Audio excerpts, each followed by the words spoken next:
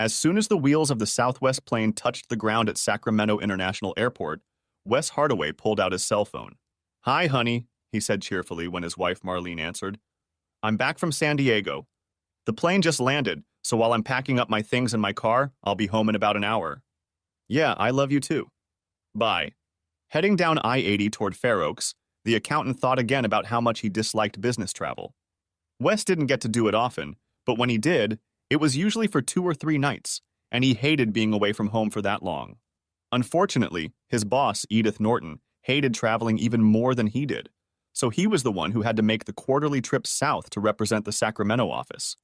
But at least for the next 3 months, he was done with traveling. And maybe now, he thought hopefully, Marlene would want to start a family. She wanted to wait until her freelance art business was up and running. From what he'd seen of her work, Wes thought she was pretty successful, so he hoped she'd be more open. Working outside the home would make motherhood much easier. At least that was his argument. Driving down the smooth streets of Fair Oaks past rows of neat ranches, he hummed a classic rock tune he'd heard on the airport sound system. But the tune quickly faded away when he pulled into his driveway and discovered that the garage door opener didn't work. Shaking his head in disgust, he parked in the driveway and walked to the front door. To his horror, the key wouldn't go into the lock. He checked to see if he had accidentally mixed up the keys, but no, it was indeed the house key. After trying a few more times, he gave up and rang the doorbell. Not a sound came from inside. He tried again with the same result. "Hi, honey, it's me," he shouted through the door. "Something's wrong with the lock. Can you let me in?" When there was no answer, he knocked sharply on the door with his knuckles, hoping to get Marlene's attention. This time he heard movement inside. Then his wife's voice came from behind the door. "The reason your key doesn't work is because I changed all the locks. The garage door code was changed too." He stared at the front door incomprehensibly. "I don't understand, Marlene." "Let me in." "No, Wes, you can't come in. You don't live here anymore." "What do you mean I don't live here anymore?" "Of course I live here. This is my home. What's going on?" There was a long pause. Then he heard a faint, "It's about time." His wife's voice grew louder. "Talk to whoever's behind you." Turning around, Wes saw a faceless man in a baseball cap walking toward him. Before he could speak, the stranger demanded, "Are you Wesley Hardaway?" "Yes, but who—" Before he could finish, the stranger shoved an envelope into his hand. "Wesley Hardaway, you have been served." But what's this?" "This, sir, is a copy of your wife's petition for divorce." "Divorce." "Quite right, Mr. Hardaway. Furthermore, your wife has asked that a copy of this temporary restraining order be served upon you. It requires you to stay at least 200 yards away from Mrs. Hardaway at all times." "What? That's insane. Why would I—" Wes cut the words short, turned, and started pounding on the front door. "Marlene, let me in. We need to talk about this." "What? What seems to be the problem, sir?" came a deep voice from behind him, and Wes turned around to see a Sacramento cop standing on the sidewalk, one hand resting on the holster of his automatic. Before Wes could mutter an explanation, the stranger in the cap spoke up for him. "Mr. Hardaway has just been notified that a temporary restraining order has been placed on him, officer. He must move at least 200 yards from his wife's house." With these words, the bailiff approached the officer and handed him a copy of the temporary restraining order. The policeman in the black uniform looked over the form cursorily, then turned to Wes. "Sir, you're going to have to leave this place immediately. If you do not, I will be forced to arrest you for violating a court order." He looked at the stunned expression on Wes's face. "Sir, do you understand what I said?" He had always been taught to respect authority, so Wes blinked a few times, then nodded uncertainly. "Yes, officer, I think I understand." With those words, he began to make his way down the walkway to where his car was parked. His gait was like that of a man stunned by a blow to the head, barely conscious of his surroundings and barely aware of what was going on. Under the supervision of several neighbors, he drove the car out of the driveway and then slowly drove back the way he had come. "What do I do now?" he asked, still in a daze. "You're safe now, Mrs. Hardaway," the policeman shouted through the door. "He's gone." "Thank you, officer," came the reply. "I'll just stay in the house for a while." The policeman nodded at the door, turned and left, just as the performer did. Marlene Hardaway stood at the front door and took a deep breath, but not of relief, but of elation. "I did it," she thought jubilantly. He never realized what had struck him. At the same moment, she began to have fun with the man. Wes. The next morning, Wes woke up early in the morning confused, unable to remember where he was. He had only slept for a few hours, and it took him a while to realize that he was lying on an unfamiliar bed in some nameless motel. The whole thing felt like a dream, or rather a nightmare. All afternoon and evening he pondered what had happened when he got home, trying to make sense of what had happened. When that failed, he started going over everything he could remember about the past days and weeks. It was maddening. He couldn't remember anything that could have caused his wife to react this way. Immersed in idle ruminations, he set them aside to ponder his current situation. The good news was that since he was traveling, he had his shaving kit with him. The bad news was that all the clothes he had brought with him were dirty or wrinkled. And I can't go home to get new ones because I'm locked out. And then an even more depressing thought struck him. With this damned restraining order, I'll probably have to hire a lawyer to even buy a clean suit. He glanced at the cheap clock on the nightstand and saw that it was too early to try to call the law firm. His empty stomach reminded him that he hadn't had dinner the night before. Food would have to be his first priority, he decided. He found a fast food joint on the highway that was opening early and hungrily pounced on a junk food breakfast while writing down all the tasks he had to complete. The first of these was one he was particularly dreading, calling his boss to let her know he probably wouldn't be in today. Edith Norton was the kind of micromanager who believed her role was to oversee everything her employees did. Even after sending him to San Diego, she resented the fact that Wes was absent. He knew she wouldn't appreciate his absence the first day he was due back. He returned to the motel and called Edith's number ahead of time, hoping to dispense with the voicemail. But sure enough, she answered on the second ring, and her reaction was exactly what Wes had feared. He'd planned to blame his absence on a cold, but she'd refused to accept that explanation. So, unable to come up with an alternative excuse, he'd been forced to admit the truth. She was not satisfied with the headlines and continued to question him until he was forced to detail the whole horrific event. Her response was less than sympathetic. She kept saying, "You must have done something that made your wife act like that." The only way he could convince his boss to let him stay was to warn her that without a change of clothes, I'd probably stink up the whole apartment. She snickered and reprimanded, but finally agreed, warning him, "You'd better be at work tomorrow in clean clothes."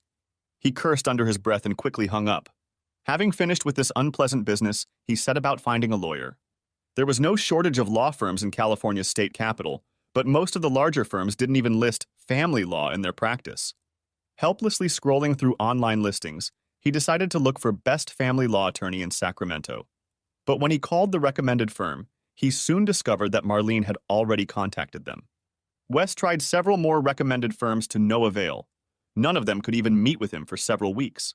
Finally, desperate, he set out to find a small firm, hoping its attorneys wouldn't be too busy. The first place he called was Winston Samuels and Associates, and he was pleased when the receptionist informed him that Mr. Samuels had some free time that afternoon. He made an appointment, but after hanging up the phone, he began to wonder why the lawyer wasn't busier. Nevertheless, he decided to act. "I need to find some help right away," he said to himself. After doing the first two things he did, he sat down in an uncomfortable motel chair and thought about it, looking at his wrinkled pants. He didn't feel like trying out the motel laundry room. It'll probably be easiest to buy a change of clothes for tomorrow, he decided. This prompted him to check his bank account. He was relieved to see that his last paycheck had been deposited into the account while he was out of town. Then he remembered his meeting with Winston Samuels. I wonder how much it will cost. He quickly checked the money market account that he and Marlene had jointly maintained and was horrified to see that there was $1 left in it. Heck, I can understand her taking half, but to clean out the whole account is just wrong, he raged. He finally cooled down enough to add that to the list of things to discuss with the new lawyer. The next task was to drive to the Target store in Arden and do some shopping. He managed to find pants and a shirt suitable for the office. Then he added socks and underwear. After putting the purchases in a large red Target bag, he impulsively decided to drive to his house. Driving slowly down the block, he tried to peer into the windows to see any signs of life. Seeing none, he drove sadly back to the motel, stopping only to grab more fast food. After a lonely lunch in his hotel room, Wes drove downtown to the address of the law firm he had called.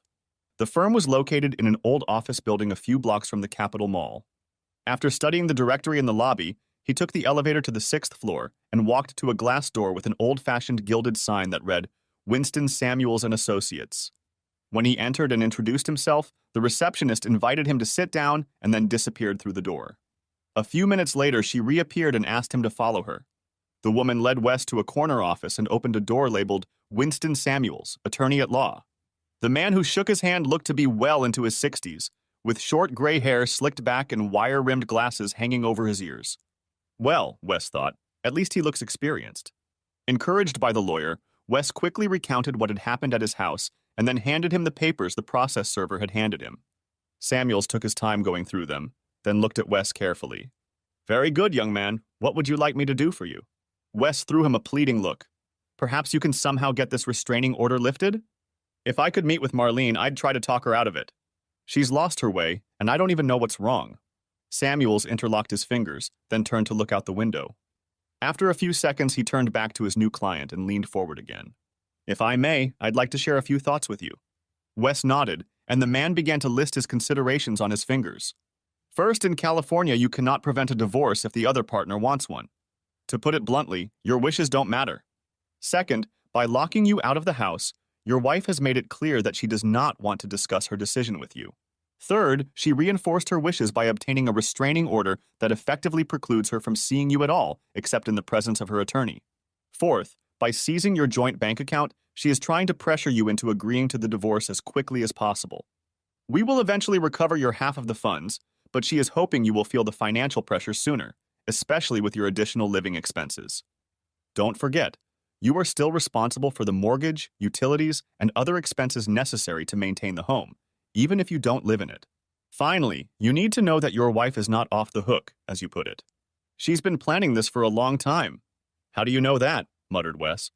Samuels looked at him calmly. Getting a restraining order isn't something you can do in a day or two. She had to hire an attorney a while back.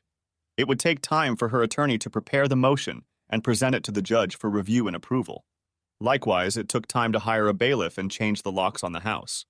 Obviously, she had it all meticulously planned out in advance. Wes sank into a chair. She never once hinted to me that anything was wrong. He shook his head in bewilderment. She even confessed her love to me when I called from the airport. The older man didn't respond in any way. Wes sighed. Well, I guess I'll get a divorce then. He shook his head angrily. But I'd still like to know why. Why did she decide to end our marriage without even discussing it with me? Samuel shook his head. I can't say anything about that, but I may be able to refer you to someone who can. There is a detective agency whose services our firm engages on a regular basis. They are efficient, effective, and reasonably priced. In addition, they are convenient. After all, they are on the same floor of this building as we are. I'd be happy to contact them on your behalf if you wish. You're damn right I will. I want to find out what's going on. The lawyer picked up the phone and asked the receptionist to contact him. A few minutes later, she knocked on the door and peeked inside. Trevor can see Mr. Hardaway as soon as you two are done. Half an hour later, Wes was standing outside the Sacramento Confidential Investigations office. He noticed that the door bore the same gilded lettering as the attorney's office. Reluctantly, he knocked on the door.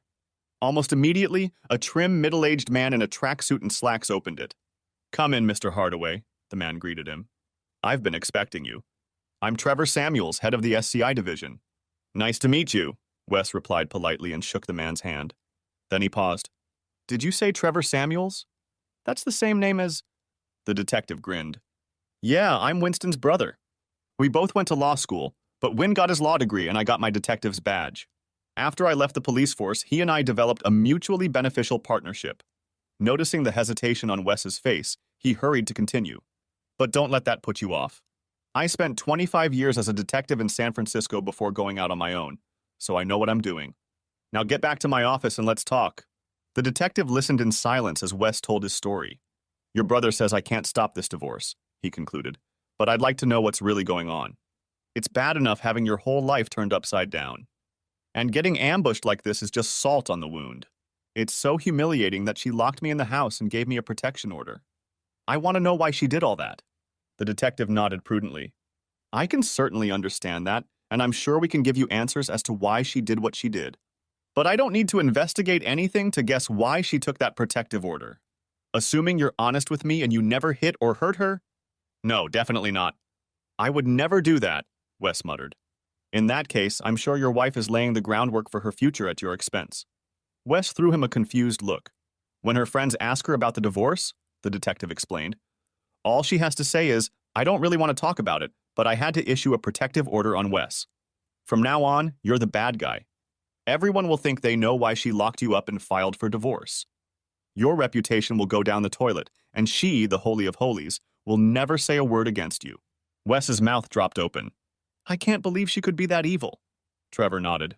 She set things up very cleverly, Mr. Hardaway. Now the only question is why. I think I'll be able to answer that question pretty quickly, probably as soon as a week from now. That would be great, Wes replied, shaking his hand. For the rest of the day, Wes did everything the lawyer recommended to protect his financial affairs. But the information he had learned earlier continued to gnaw at him.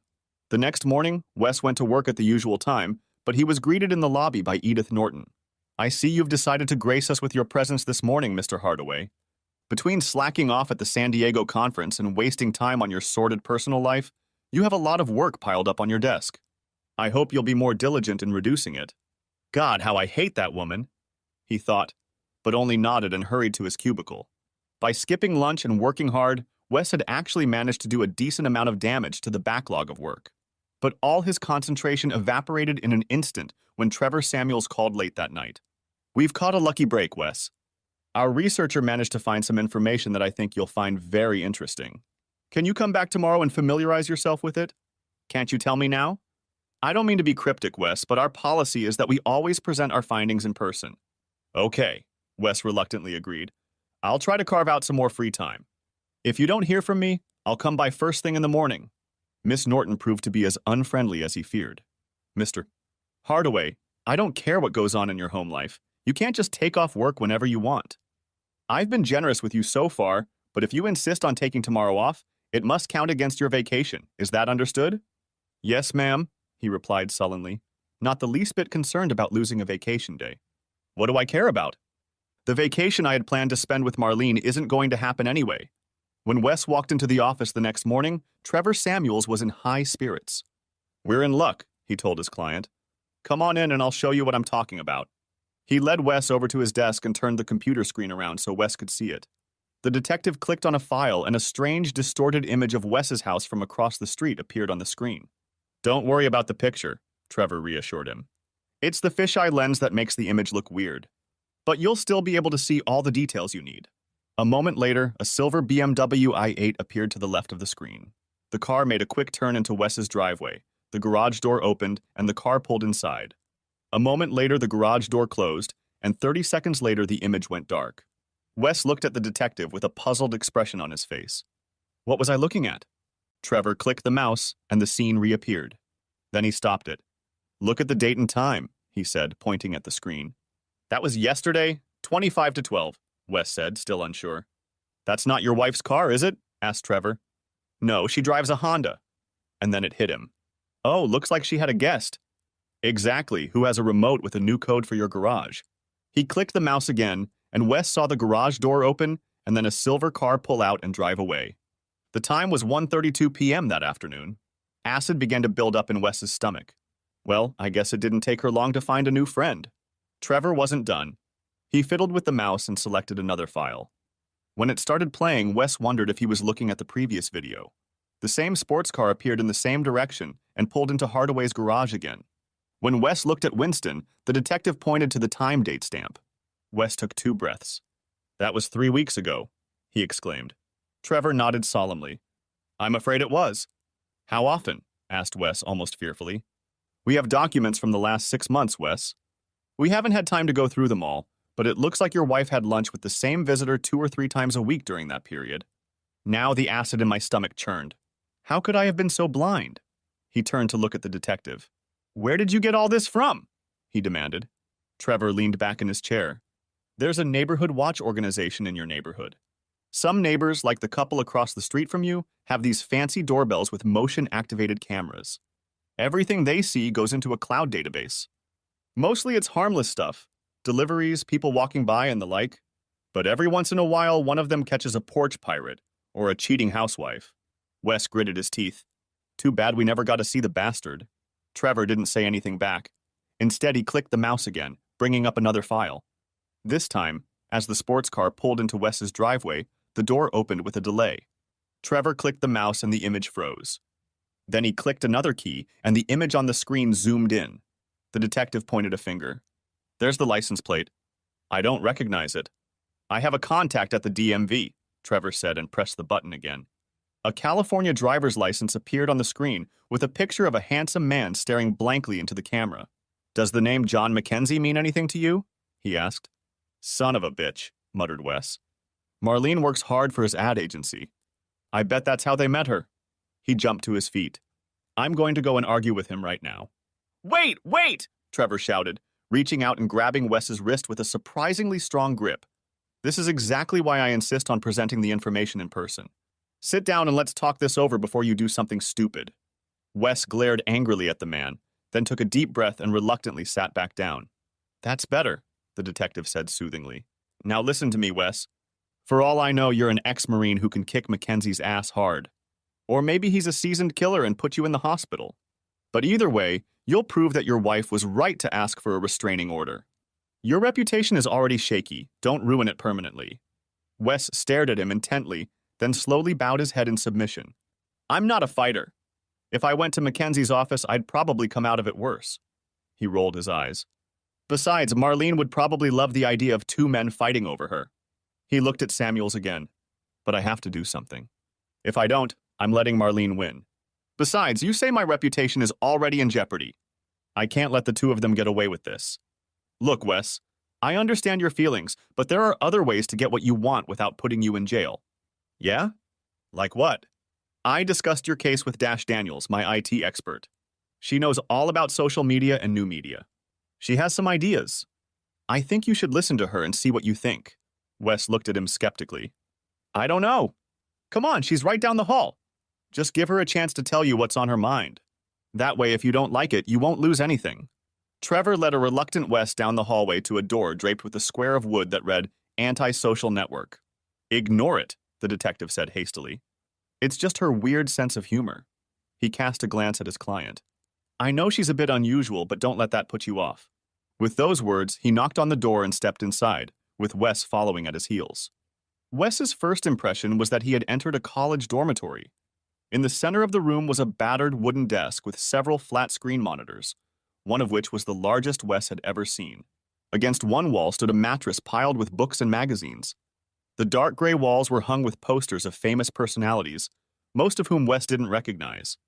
But the most unusual thing about the room was its occupant, a tall, slender girl of indeterminate age, dressed in tight black high-waisted jeans and a black sleeveless t-shirt that left her midsection exposed. Exotic tattoos adorned the sleeve on her left arm. She wore dark Gothic makeup that contrasted with her hair, which was dyed pure white and styled with gel to make it stand up in a loose curl, except for her right ear where it was cut short. To Wes, she looked like a Japanese anime character. While he tried diligently not to look at her, she held out her hand for a handshake. I'm Dash Daniels, she said in a soft voice that didn't seem to match her appearance. You must be the chitty. Wes instinctively returned the handshake when her words reached him. What? He asked. If your soon-to-be ex-wife is cheating, then you're cheating, she explained casually. Now, Dash, Trevor interjected, behave yourself. He headed for the door, but before he left, he looked at Wes with almost pleading eyes. Just hear her out, okay? Then he was gone. Wes turned around apprehensively, but Dash invited him over to the futon. Okay, have a seat and tell me all about it. She then sat down on the other end of the futon, crossing her legs, and Wes noticed that she was barefoot. As soon as he sat down, she began to tell him, I don't normally do this kind of work, but I'm partial to crooks, so I'm willing to help you. I already know the basic facts from my father, but... Wait a minute, Trevor is your father? Yes, she grinned wryly, and Winston is my uncle. I guess you didn't know it was a family business. Anyway, I hear your ex has put you between a hammer and an anvil.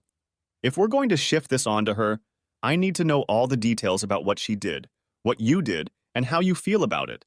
Heart and soul. You know what I mean? Not really, Wes admitted.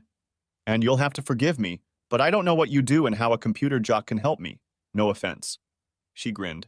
No offense taken. As you've heard, I do a lot of research online for my dad and uncle. But what I really enjoy is social media, reputation management, and influencing attitudes. It's what you need if you want to counter what your ex is trying to do. But, he objected uncertainly. Look, she said patiently, do you use the internet a lot? Do you have a Facebook page, a Twitter account, post videos on TikTok, watch channels on YouTube, sell things on eBay, follow your friends on Instagram, any of that? No, not really. I mean, not once. Despite the dark lipstick, she was smiling charmingly, he decided. Okay, then let's go over social media for dummies, shall we? The fact is that a huge and rapidly growing segment of the population is online almost all the time. That's where they get their news, that's where they meet people, that's where they find entertainment. It's all invisible to people like you, but to those who do, the reach and impact is enormous. She saw the doubt in his facial expression. Do you think I'm exaggerating? There are people on YouTube who make $6,000 a year playing video games. There are thousands of small companies that don't have stores or factories, but make a lot of money selling goods through Amazon. There are giant companies whose most influential spokespeople are not movie stars, but internet personalities. It goes on and on. There are concepts, images, music, and phrases that permeate society, and unless old media picks them up, you'll never know about them. Conversely, there are celebrities and public figures who are praised or reviled solely on the internet, and their success or failure depends on how the Twitterverse reacts to them, if we're talking about just one medium. But what does all this have to do with me? To tell you the truth, I don't know yet. But my job is to find a way to get the attention of this invisible audience and sway them to your side. If I succeed, your ex will be helpless. Can you really do that? We'll see. But if you're willing to try, now I need you to tell me your story again. But this time focusing on how you felt, what you were thinking, how you reacted. Those are the levers that move people, emotions, not facts. Wes hesitated for a moment, then shrugged. What have I got to lose? For the next hour, he told his story from a different, sometimes painful perspective. Start from the moment your plane landed, Dash asked. Tell me what you were thinking, what you were saying when you called her. As he recalled the events, he relived the full range of emotions he had felt and continued to feel. It was excruciating, but at the same time he found the strength to spill it all out. Throughout his story, the young woman took copious notes and asked clarifying questions. When he got to the present, she went back and reviewed what he had written. Then she looked at him, and all humor disappeared from her expression. I think I know how we should play this out. But first I have to ask you something, Wes. How strong are you? He shook his head in confusion.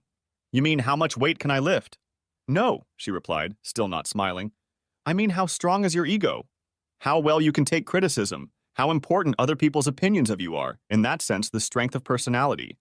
Well, I guess I'm as strong a person as anyone else. She looked at him grimly. Well, I guess you'll find that out. I don't understand. She leaned back on the back of the futon. Every good story has what they call an arc. She drew a half circle in the air with her finger to illustrate. The main character starts here.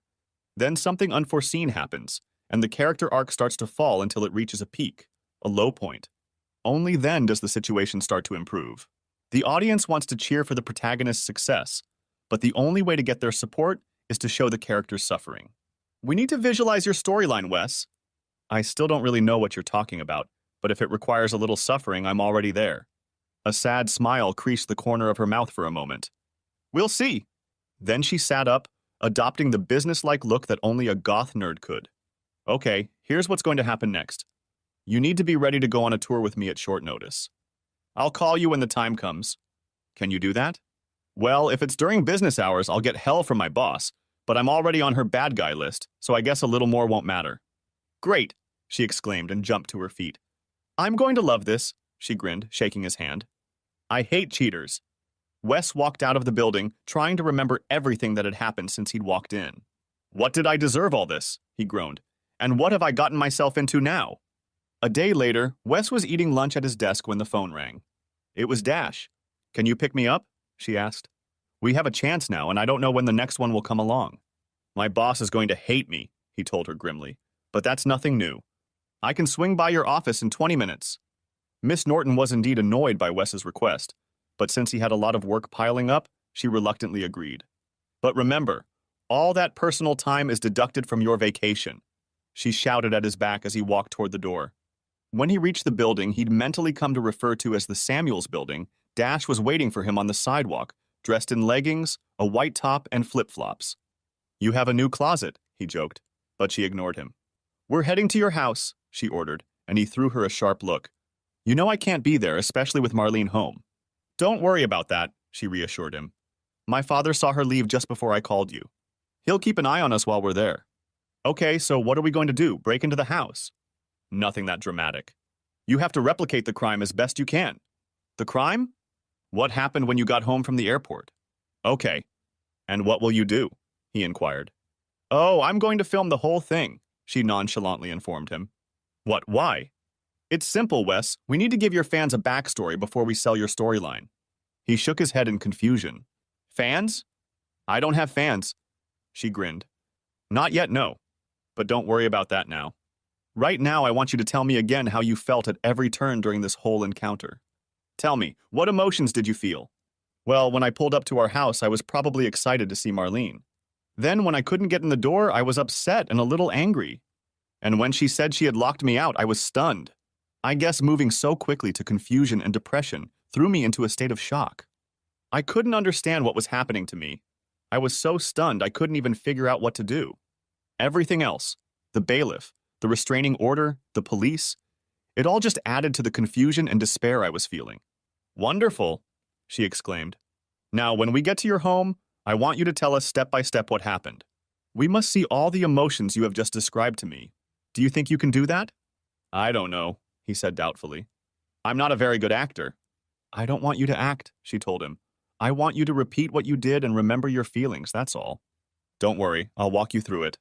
Now give me your cell phone. She did something with it, then reached into her pocket and pulled out an unfamiliar gadget. Take this Bluetooth earpiece. I can use it to talk to you while you replay what happened. They reached his neighborhood, which seemed deserted.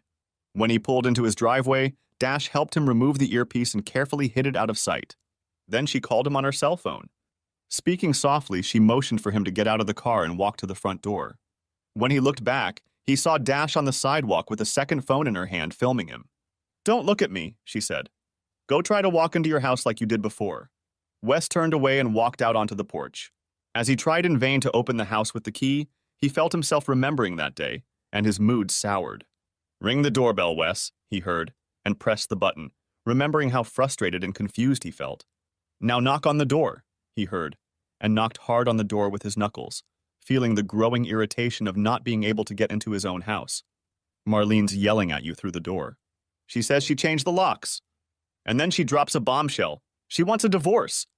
Wes staggered back, remembering how stunned he'd been. He remembered not only what she had said, but the venom in her voice. He tried to contradict her, but she didn't hold out. There's a bailiff following you, a voice in his ear prompted. And as he turned, Wes saw Trevor Samuels, wearing a low-crowned cap, walking toward him with a sheaf of papers in his hands. He handed Wes one copy and then began to read from it. The typed text made no sense, but Wes stared at it as if it contained his death sentence. He turned toward the front door. He heard it. Pound! And started pounding on the door with the heel of his palm. The policeman is telling you to leave, Wes. He turned around, but no one was there. In his mind, however, the words of the menacing policeman sounded like a judge's ruling. Without any prompting, he dropped his hands to his sides, lowered his head meekly, let out a defeated sigh, and began to make his way back down the walkway in front of the house. His legs were so heavy he struggled to get to his feet. His happy little world had just been shattered, and he saw nothing but pain and sadness in front of him. Go to the car, Dash's voice reminded him, and he slowly made his way to the car door without looking up. He climbed in and lowered himself into the seat. You were great, Wes. I got some really good shots, Dash enthused, getting into the passenger seat. He started the engine and began to drive out of his neighborhood and back downtown. But there wasn't a cop there, he began. We don't need him, she waved him away. He wasn't in the picture. Besides, no one but you and Marlene knows about him. She reached out and squeezed his shoulder. That was amazing, Wes. You really got into it. Can we not talk right now? The pain in his voice was obvious, and she jerked her hand away sharply. She stared out the window the rest of the way, but once or twice she cast an oblique glance at him. By the time they got back to Samuel's building, she'd already made her decision. Park in the parking lot, she told him, and when he threw her a questioning look, she said, You're coming with me. She led him into her office and gestured for him to sit on the futon. She then disappeared through the door and reappeared a minute later with 2 bottles of beer. She sat down next to him and they drank in silence. When they finished, she took 2 more bottles. Only after they had drunk almost all of the second bottle did she try to talk to him. You're really into this, aren't you? She asked. He stared off into the distance, then sighed. Yeah, I guess I did. It all came back to me from there. The shock, the confusion, the despair. I guess I never dealt with it all.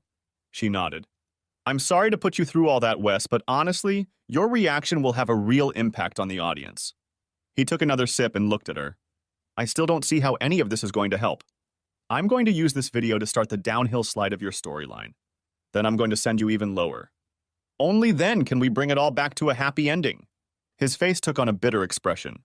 So what you're promising me is blood, sweat, and tears, huh? Exactly, she glowered.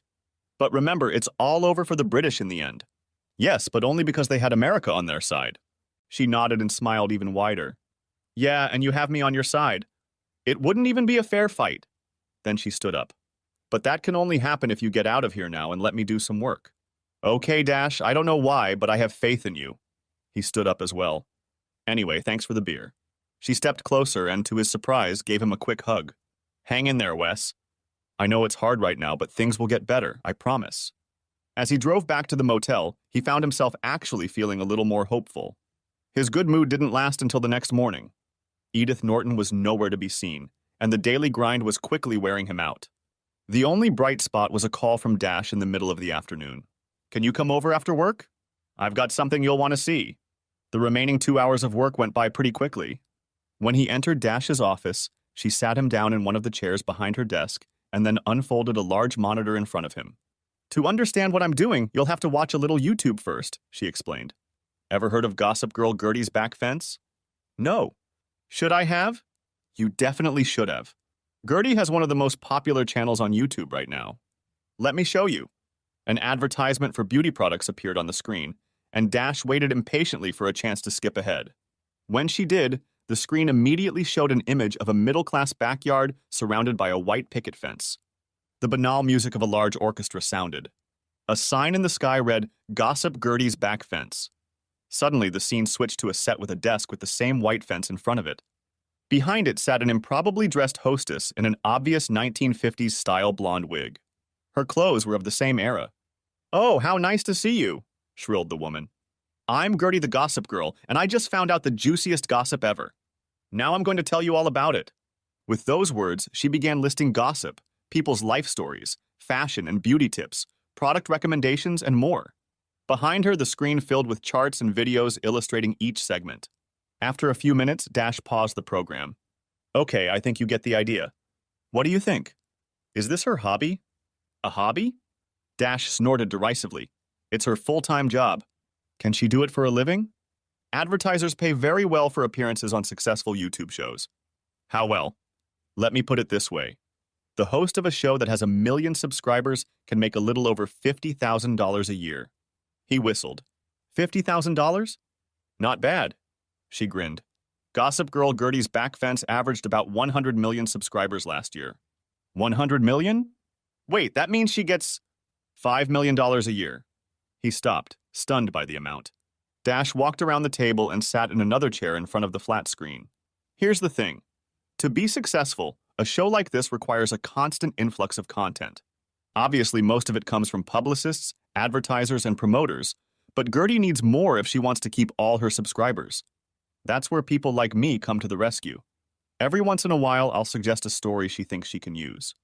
If she likes it, her program will carry a lot of weight in terms of influencing her audience. That's exactly what I'm going to do with your story. Push it to her so we can get your attention. So why would she be interested in my story? It's simple, she said. I'm going to make you the symbol of every heartless man who has ever cruelly abandoned a wife or girlfriend. What? I'm a quitter, not a dumpster diver. Not in my version. Here's the footage I put together, as well as my proposed script for Gertie. Take a look. With those words, she clicked on the file and a black and white video of Neighborhood Watch appeared on the screen, just as Dash's father had shown Wes. Only this time it was Wes's car pulling up in his driveway. Dash started reading. How many of you girls have been dumped by a boyfriend or kicked out of your marriage by an insensitive husband? How many of you have wished the shoe was on the other foot? On the screen, Wes saw him pounding on the door to no avail. In Sacramento, California, the wife in the house was clearly fed up with her hubby, so she changed all the locks and kicked him out of the house. The scene changed to a view from the sidewalk, obviously shot with a handheld camera. The footage began with a long shot and then zoomed in on a distraught Wes. Look at the look on his face. He can't believe his wife is capable of this. Now watch this guy deflate when the bailiff hands him the divorce papers, Dash read. On the screen, Wes's face lowered in obvious horror. And now for the grand finale, Dash read. The humiliated hubby must take the long, shameful walk to his car and out of her life. It's so nice to see a guy have to suffer for once. The screen was almost painful to watch as Wes hurried down the driveway. Dash looked up from the script to gauge Wes's reaction. She'd assumed he wouldn't be happy, but the look on his face stunned her. "That was the most humiliating thing I've ever seen," he exclaimed. "Do we really have to do it like that?" She patted his arm. "I'm sorry, Wes, but it's the only way." He shook his head doubtfully. "Okay, since you say so. At least you didn't give any names. I hope no one recognizes me." The young woman turned away and said nothing. The next day at work, Wes's phone beeped late at night with a message from Dash. It read, "You are live on Gertie. Fasten your seatbelt, the flight is about to get choppy." For the last hour of the day, Wes had kept one eye on his work and the other on the rest of the office staff, but he hadn't noticed any indication that anything was wrong. Edith Norton did, however, cast a glance at him as he left at 5:30 p.m., but that wasn't unusual. Relieved, he decided to stop by Dash's office to see how things were going. He caught her in her seat, she always seemed to be there, and inquired about the latest news. "Gertie really liked the job," Dash informed him cheerfully. "She used it just like you saw yesterday, only she did the voicing instead of me. More importantly, she told me she's already gotten a great response." She winked at him.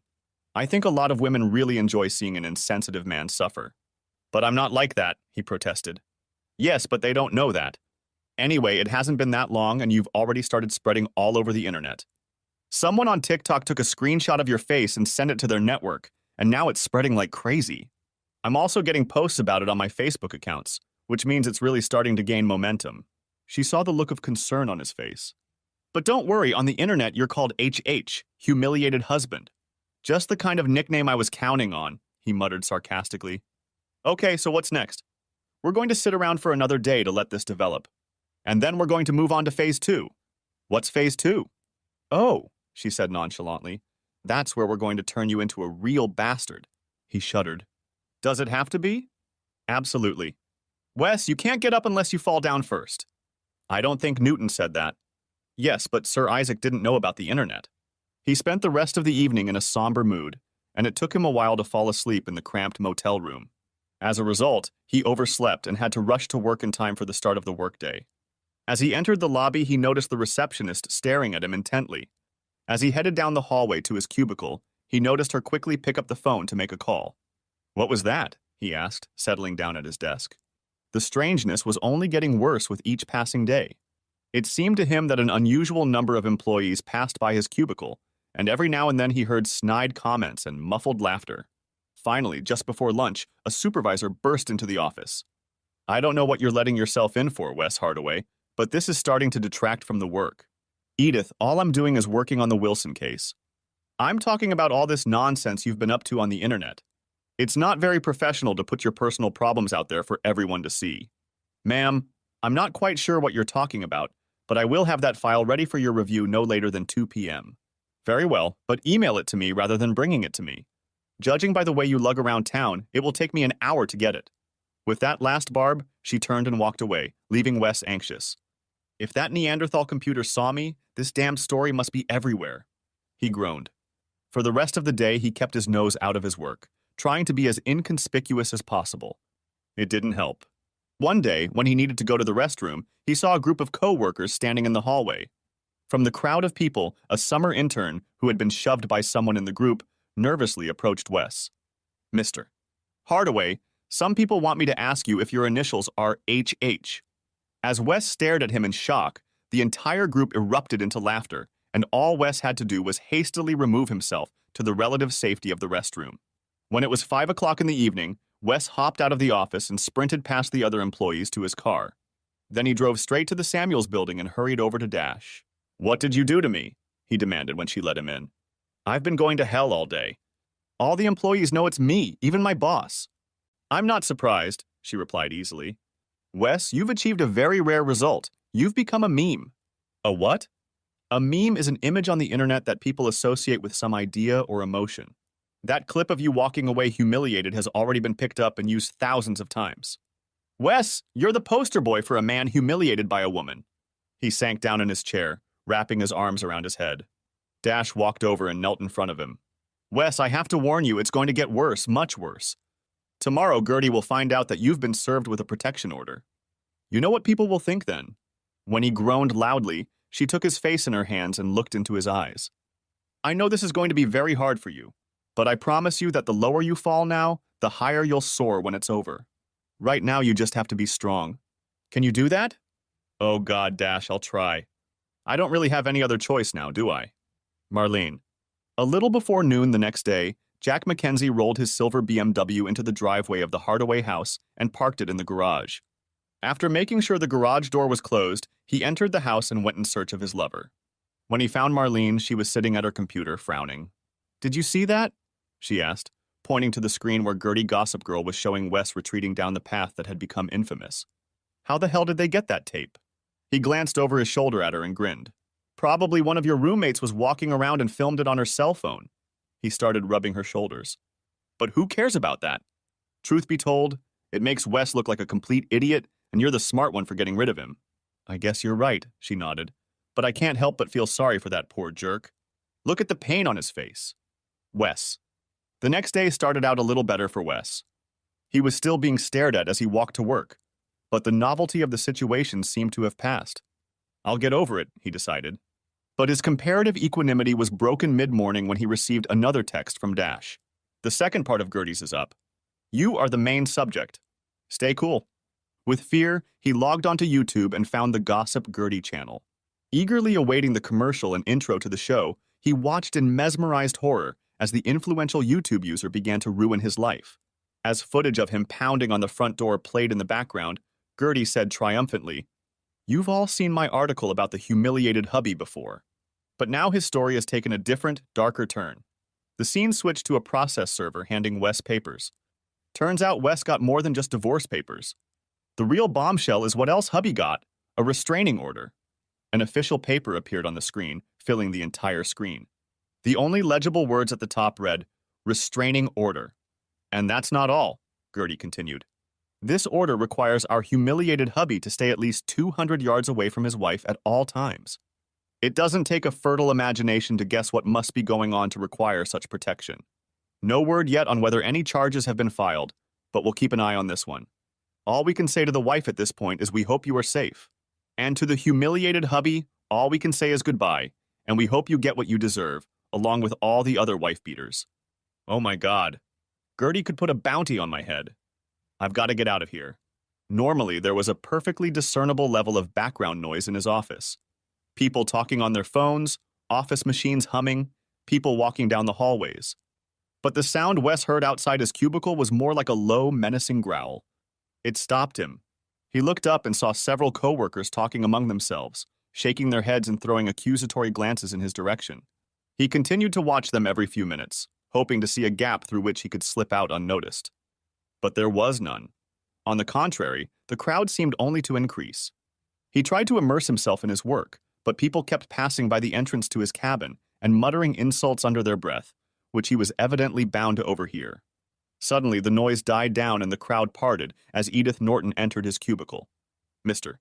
Hardaway, I warned you the other day that unprofessional behavior has a negative impact on our office. Normally, your personal life is your business, but not when it extends to beating your wife. But I never even touched Marlene, he exclaimed. Then why did she see fit to seek legal recourse? The woman demanded. Why should you have to be 200 yards away from her all the time or risk arrest? Well, I really don't know why. Enough, she shouted, startling him. This company has zero tolerance for spousal abuse, Mr. Hardaway. You would know that if you spent less time surfing the internet and more time reading the employee handbook. However, ignorance of company policy is no excuse. You are hereby terminated. You are no longer an employee of this firm effective today. Wes's mouth dropped open. But she didn't let him finish. You will be paid for the work you have done, and you will receive a separate check for 2 weeks' salary as severance pay. Now I need you to leave the premises immediately. Leave everything but your jacket and go. If you have personal belongings, they will be sent to you in due course. Ralph over here will escort you out. She nodded, and a stout security guard entered the booth. Mr. Hardaway, we won't have any problems, will we? Wes was shocked. He shook his head, then let the guard take his hand and lead him away. Behind him, the murmur of voices grew louder and louder. When he got into his car, he sat behind the wheel in a daze. A sharp tap on the window caused him to look up and see Ralph gesturing to the parking lot exit. Wes started the engine and drove slowly. He had no idea where he was going, but after a while he found himself outside the Samuels building. The shock of being fired was replaced by anger, and he rushed to Dash's office. Bursting through the door without knocking, he strode to the astonished woman's desk and shouted, "I hope you're pleased. Your little storyline just got me fired." "They fired you? Why?" "Oh, yeah. Hatchet-faced Norton just fired my ass. They're going to send me severance pay in the mail." "That's great," she exclaimed and jumped to her feet. "Don't go anywhere, Wes. I'll be right back." With those words, she ran out of the office and ran down the hall. Puzzled by her reaction, Wes walked over to the futon and laid down on it. Now that the adrenaline was out of his system, he felt exhausted. He was already half asleep when Dash returned. She came over and sat down next to him. "Oh, Wes, I'm so sorry you had to go through this. I knew Phase 2 would be provocative, but I didn't think your firm would act so hastily." She reached out to take his hands in hers. "It was the worst, Wes, I promise. Tomorrow we'll let things settle down and then we'll launch Phase 3. "Oh God, now what?" No, it's now that your arc will start to climb. You've reached the bottom. It's going to go up from here. Oh, and that reminds me, my Uncle Winston says whatever you do, don't cash checks from your firm. Okay? You talked to your uncle about that?" "Yes." "And he was adamant. Don't sign anything from your firm without his approval." Wes looked at her blankly. "Easy for him to say, but I'm going to run out of money very quickly. Paying for a room in this shabby motel, eating out every meal, buying new clothes, it's all overhead." She frowned. "Right, I hadn't thought of that." Then her face brightened. "Hey, I know that. You could move here. You want me to live in your office?" "Sure. That's where I live. There's an office through that door that I converted into a bedroom, and we turned the toilet into a 3-piece bathroom. But I can't do that. I mean, where would I—" He hesitated. "Oh, don't worry about that. You can sleep on the futon until we get your situation sorted out." Seeing his indecision, she squeezed his hands. "Look, it's stupid to spend money on a motel, and now that you've been laid off, you'll probably be spending most of your time here anyway, so it'll be a lot more convenient."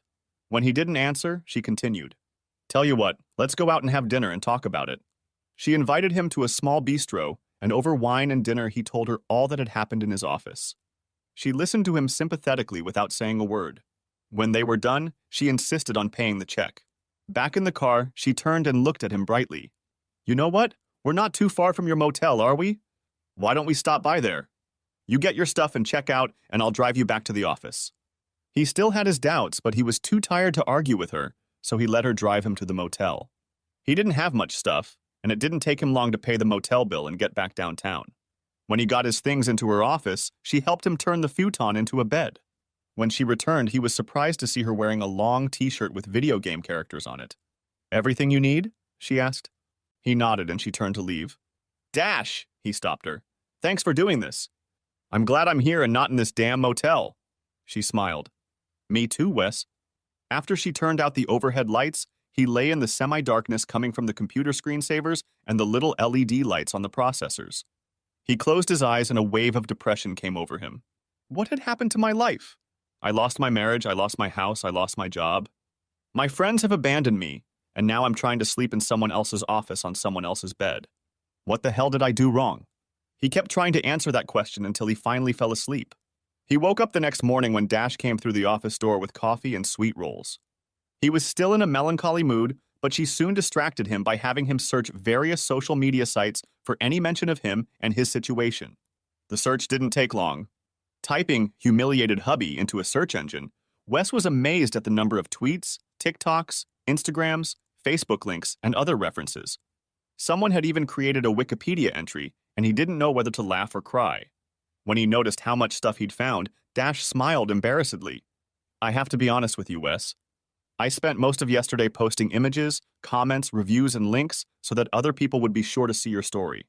When he frowned, she hurried to continue. "But it didn't take long on my part. The Interverse picked it up and started spreading your story on its own. I even found comments about you on websites in other countries and in other languages." "Great," he muttered sarcastically. "So now I'm infamous all over the world." Even more disturbing to Wes was the bitterness and even hatred with which anonymous authors were speaking out against him. Dozens of commenters urged him to do the world a favor and kill himself, or said something to that effect. "I'm going to have to hire a bodyguard before this is over," he groaned, shaking his head. Dash didn't let him wallow in self-pity. "The farther you fall now, the higher you'll bounce when you get back up," she promised. "I hope you're right," he said dejectedly. Because right now I'm dropping like a stone. Marlene. Sitting at her computer in her home in Fair Oaks, Marlene was reading several comments in response to the latest revelations from gossip columnist Gertie. With a puzzled expression on her face, she called her lover. Jack, this Wes thing has really gotten out of hand. I want to get rid of him, not destroy him.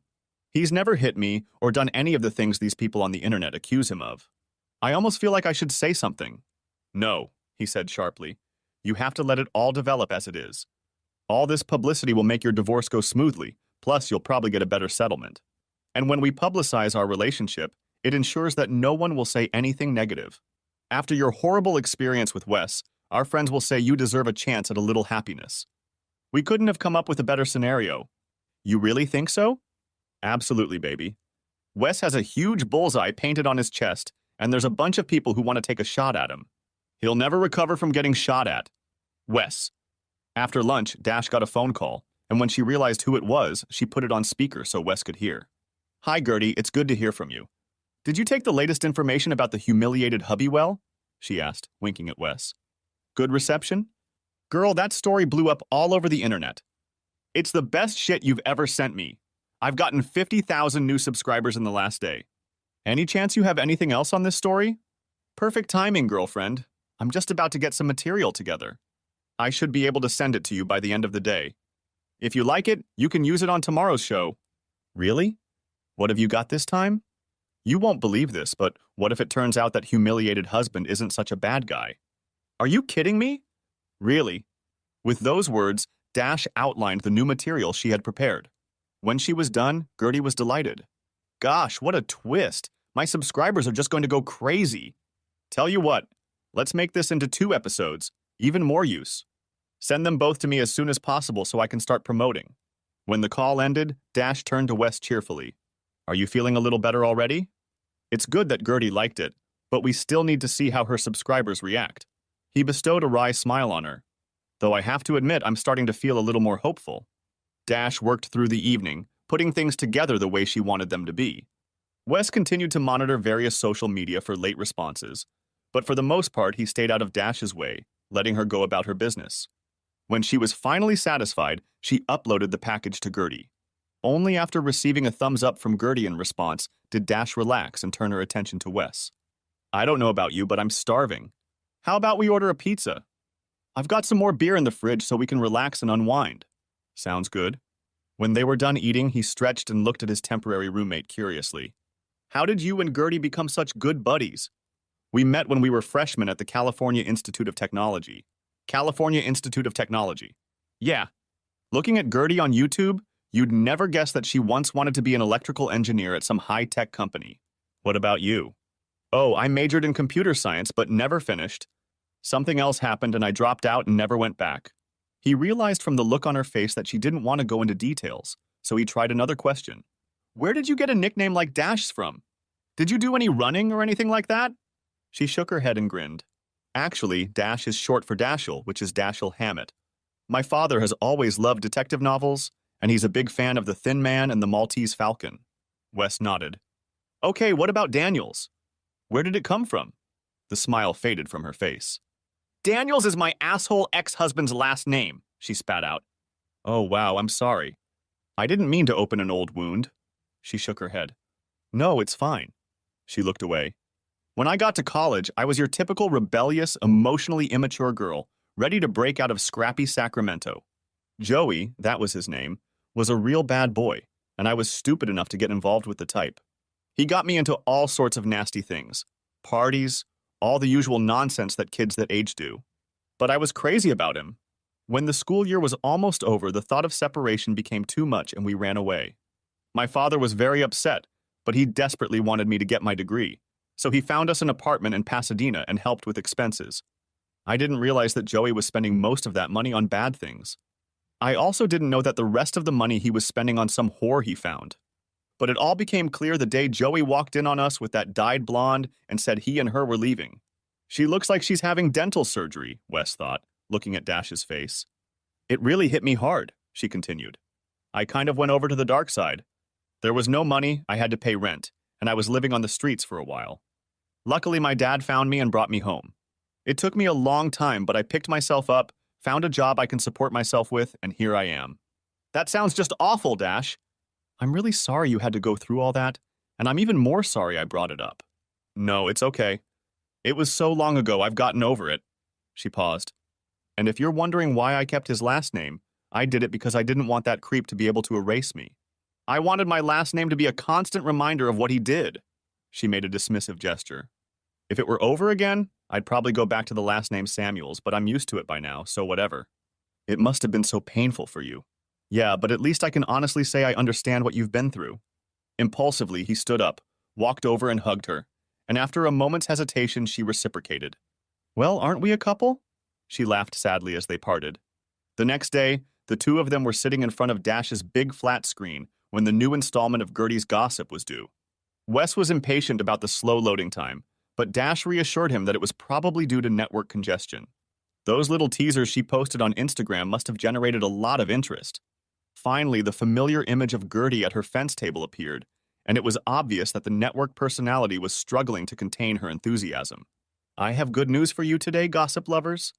The saga of the humiliated hubby has taken a startling new turn.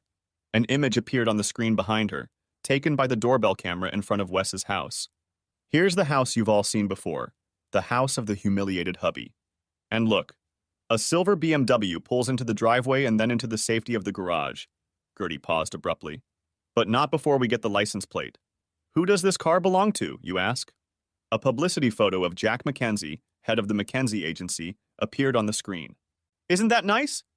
Mr. Jack McKenzie, whose ad agency buys so much art from the wife of a humiliated hubby, has come to comfort the poor woman, to help her through her divorce. But wait. Let's go back and look at the time and date on this surveillance tape. She pointed sharply at the corner of the screen behind her. That's 3 months before Mrs. Hubby filed for divorce.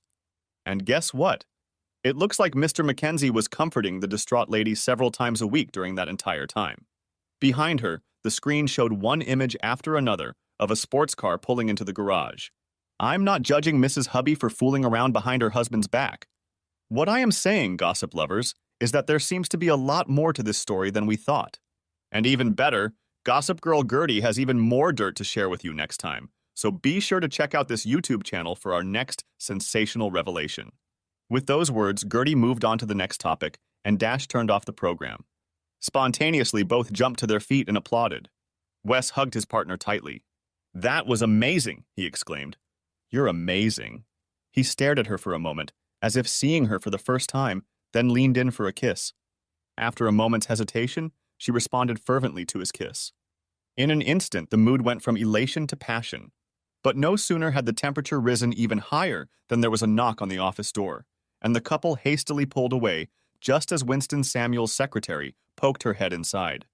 I hope I'm not interrupting. I was looking for— there you are, Mr. Hardaway. Mr. Samuels was hoping to have a word with you if you're not busy. No, of course not, Wes replied hastily. I'd be happy to meet with Mr. Samuels. Wes cast one last glance at Dash, then followed the matron down the hall to the lawyer's office. Winston Samuels was already waiting for him and led the young man into his office. Since you have chosen our firm to represent you, I was very interested when my niece informed me of your dismissal. He tilted his head toward Wes.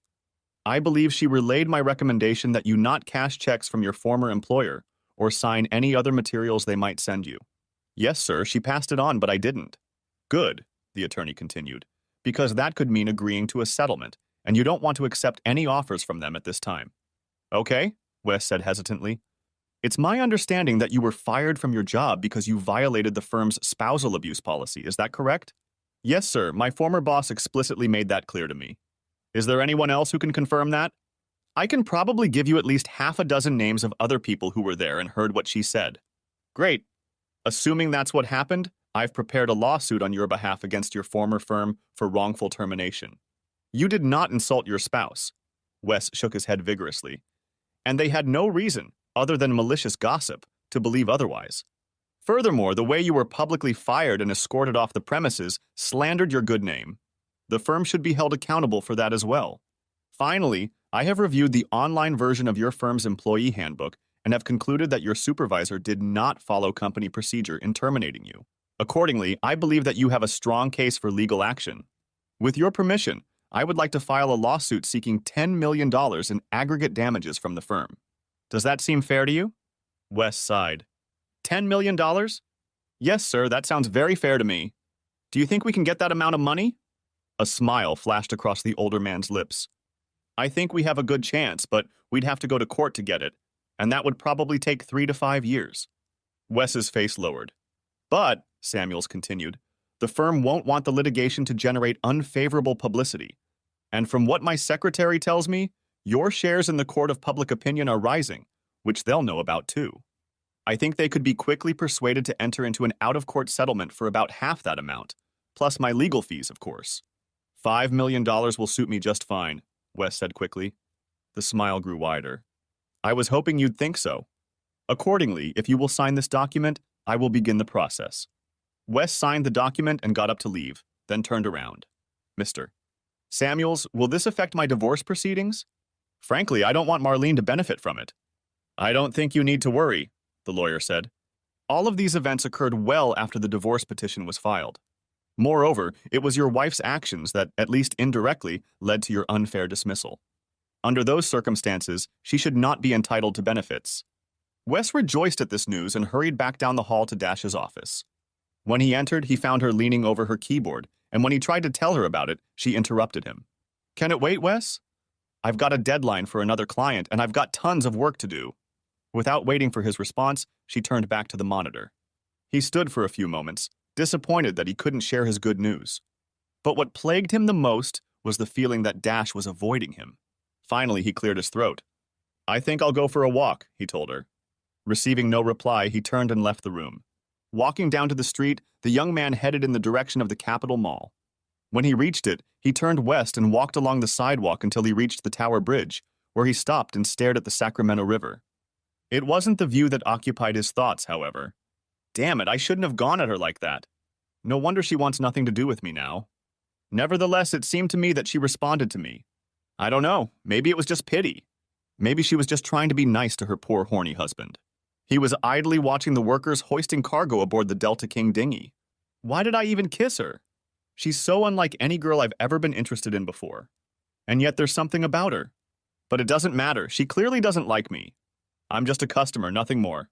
When he returned to the Samuels building, she was still immersed in her work, and the distance between them didn't shrink for the rest of the evening. Marlene. While Wes walked the Capitol Mall, Marlene angrily called Jack McKenzie at his office. When he answered, she didn't even say hello. Have you seen that damned gossip show on YouTube? She demanded.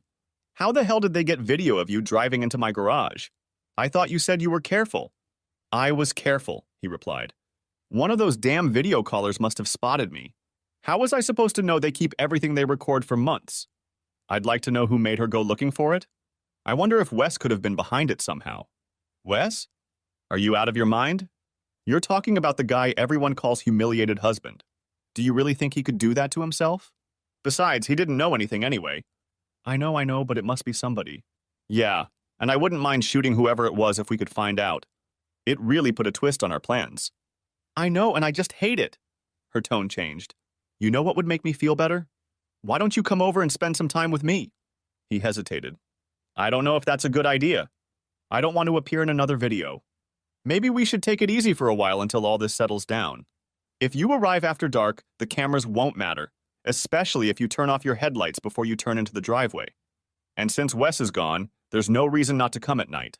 I'll make sure you won't regret it, she added in a seductive voice. What time? He asked. As he walked through the garage door, Marlene came out of her bedroom and the sight of her made Jack stop. She was dressed in all black. As he looked at her with a mixture of lust and fear, she clutched the pruning shears in her hand. You kept me waiting, she said accusingly. I'm sorry, he said pleadingly. I couldn't help it. You know what you have to do. Go to the bedroom, she barked. Yes, mistress, he replied, and hurried to do her bidding. Wes. The next day, the relationship between Dash and Wes seemed to be back to normal. In fact, Wes noticed that Dash was becoming more and more animated as the time to watch the latest installment of Gertie's Gossip Girl approached. When the loading usually occurred, she beckoned Wes over to the large flat-screen monitor to watch with her. After the customary introduction, Gertie appeared on the screen, her excitement clearly evident. I know that many of you have been gripped by the twists and turns of the humiliated husband saga. On the last show, I revealed that his not-so-faithful wife Marlene, her picture appeared on the screen behind Gertie, was having an ongoing affair with advertising executive Jack McKenzie. Could this be the real reason she kicked her helpless hubby out of the house? After all, Marlene had gotten a protective order against her husband. Could it be that it was the cruelty of her humiliated hubby that led her into the arms of another man? Gertie wanted to find out too, so she checked the police records for humiliated hubby. No convictions, no complaints, no calls to the police. How odd. Could it be that Mrs. Hubby just wanted to humiliate her husband further, make him a pariah in society? But if so, why did the Honorable Judge Harold Chalmers issue a restraining order against Hubby? What could have persuaded His Honor to take such serious action? Could it be the fact that Judge Chalmers will soon be running for re-election? Behind her, a political ad appeared on the screen with the caption, "Re-elect Judge Chalmers in November." And it could also be, Gertie continued, that 3 weeks before the humiliated hubby was served with the restraining order, the judge received a nice campaign contribution from a prominent local advertising agency. Behind Gertie, the official list of campaign donors appeared on the screen. The entry McKenzie Advertising Agency, $10,000, was circled in red. Gertie tilted her head and winked at the camera. I'm not suggesting that the judge acted because Jack McKenzie, Mrs. Hubby's secret lover, paid him. You can draw your own conclusions about that. What I'm saying is that I think we all owe poor humiliated hubby a fat apology. Wow, just wow, enthused Wes as Dash turned off the video. That should give Marlene and her boyfriend something to worry about. He reached out to hug Dash but held back. Still, his appreciation was evident. Dash, you're a genius. That looked convincing to me. Thanks, she said. But again, the big question is how the Interverse will react. She smiled at him. Why don't you go get lunch for us? We'll have plenty of information by the time you get back. When Wes appeared with a bag from the deli, Dash beckoned him over. Come look at this, she encouraged, pointing to her monitor. When he peered over her shoulder, he saw that she was scrolling through an endless list of comments, many of which contained emoticons and GIFs. What are those? He asked. That, she replied smugly, is the #humiliated hubby Twitter feed. Gertie's latest episode sparked a flurry of comments on Twitter. And that's just one segment of the reaction. Gertie's show is getting its own reactions on YouTube, and then more on Instagram and elsewhere. Looks like a lot of people have already watched that last segment. Can you believe it? And now they're taking different sides. She paused to stare at the screen. As far as I can tell, Hubby's team is ahead of Mrs. Hubby's team by about 70% to 30%. Wes froze for a moment, trying to comprehend what was being said. Suddenly, he glanced at the screen. Wait a minute, are you saying that 30% of the audience is on Marlene's side? She waved her hand dismissively. Don't worry about it. You'll always have the crazies. As the saying goes, haters gonna hate. What matters is that you've gone from zero to hero to the vast majority of Twitter users. He looked at her and shook his head appreciatively. Just like you said, that's what happened. I never would have believed it, but I think this storyline of yours is really working. He looked at her admiringly. You know, you're just amazing. Without thinking, he took a step toward the girl, but she pulled away. Listen, Wes, what happened between us the other day? Oh yeah, that. I just think we need to cool down a little. I know we're kind of living together and all, but I just don't know if I'm ready to... Oh no, it's okay, Dash. I totally get it. I didn't have to do that. I just got caught up in the moment. She looked at him uncertainly. I mean, I don't mean... No, really, he interrupted. I get it. Before they could say anything else, Wes's cell phone rang. When he looked at it, a strange expression appeared on his face. The call was from a number he had in no way expected to see again. His former boss, Edith Norton. Wes, she said, in a voice more pleasant than he'd realized. I'm so glad I caught you. Would you please come into the office and meet with me? I have some important information for you. I don't know, Edith. We didn't part on the best of terms the last time I saw you. I know, Wes, and I'm sorry. But some things have happened here that I think you'll want to know about. It'll be worth your attention, I promise. He started to refuse her, but then remembered the awkwardness between Dash and himself. Okay, he told her. I'll be there soon. When he pulled up to his old office building, he was greeted very differently than last time. The receptionist greeted him warmly, and then shocked him by asking for an autograph. Just as he was signing the autograph puzzled, Edith Norton herself came out to meet him. As she escorted him back to her office, he noticed the heads of the staff peeking out from behind their cubicles like prairie dogs on the Great Plains. Let me get right to the point, Wes, the woman began as soon as he was seated in her office. Last time we met, there were a lot of issues that unfortunately clouded the atmosphere. Things were said that, frankly, I wish I could take back. She glanced at him to see how he was taking all of this, but he kept a calm expression on his face. The truth is that your work at the firm has always been good, no, excellent in fact, and we hate to lose talent. We've all missed you here, so I'd like to offer you your job back. When he didn't respond in any way, she nervously corrected herself. I don't mean your old job, of course. We'd like to offer you a promotion, to director. He was still silent, and she hurried to continue. And not with your previous salary, of course. No, you'll get a 10% raise to match your new title. He continued to stare at her, and she became agitated. Did I say 10%? I meant to say 15%. That would put you in the top quartile of the director's salary range. And did I mention the severance pay you received? We want you to keep it as a sort of signing bonus, like professional athletes do. What do you say, Wes? I've got all the paperwork right here. If you sign this waiver, you'll have a new job waiting for you, after you've taken your 3 weeks of paid vacation, of course. He sat up straight in his seat. So, Miss Norton, you admit that I was fired for violating the prohibition against spousal abuse, which I did not commit? Do you acknowledge that my termination did not follow the procedures spelled out in the employee handbook? That's all water under the bridge, Wes. There's no need to rehash what, in retrospect, was a silly misunderstanding. Let's focus on the future. Your promotion, your pay raise, and, oh, I forgot to mention, your eligibility to participate in the bonus plan. Just sign these papers and… Wes stood up, interrupting her. Edith Norton, listen carefully. You can take the raise, the pay increase, and the new title and shove it all up your skinny micromanager ass. I'll see you in the firm in court. With those words, he sprinted out of her office, leaving his former boss with a red face and a spray of spit. As he walked down the hallway back to the exit, he thought he heard applause coming from some of the booths. But this time, there were no heads visible. After lunch, Winston Samuels called Wes and asked him to tell him about his visit to his former employer. Tell him you made no commitments, the lawyer said, and please tell him you didn't sign anything. When Wes repeated what Edith Norton had said, the stern old man grinned.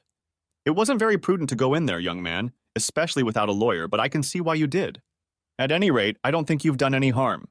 The fact that your old boss worked so hard to get you back is a very positive sign in my opinion. Anyway, in light of her inept attempt to bribe you, I imagine we'll be hearing something from their lawyers sooner rather than later. When Dash returned, he looked a little more relaxed, and they decided to order dinner on the house.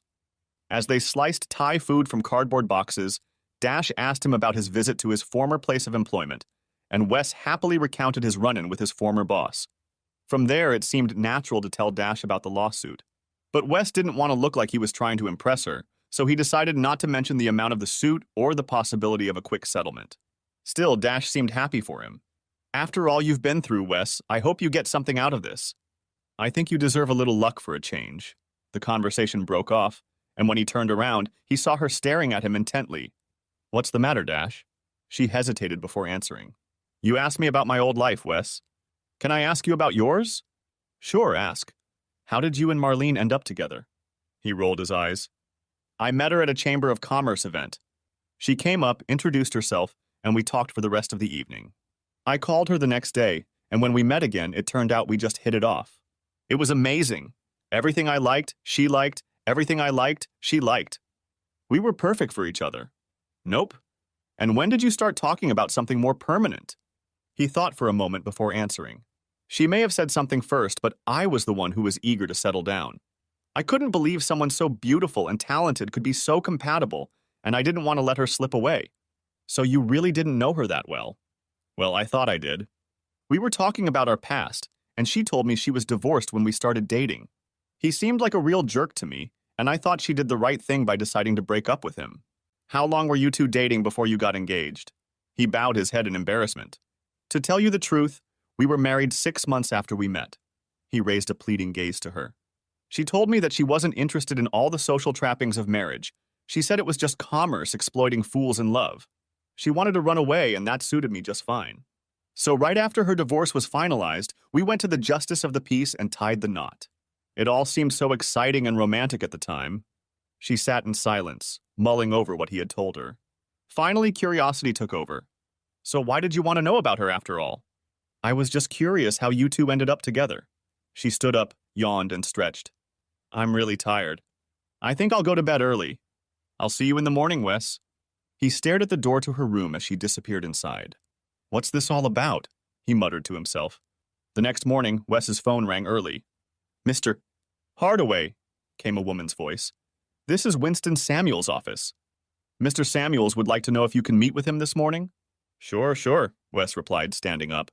We could do it in about an hour? Okay, great, I'll be there.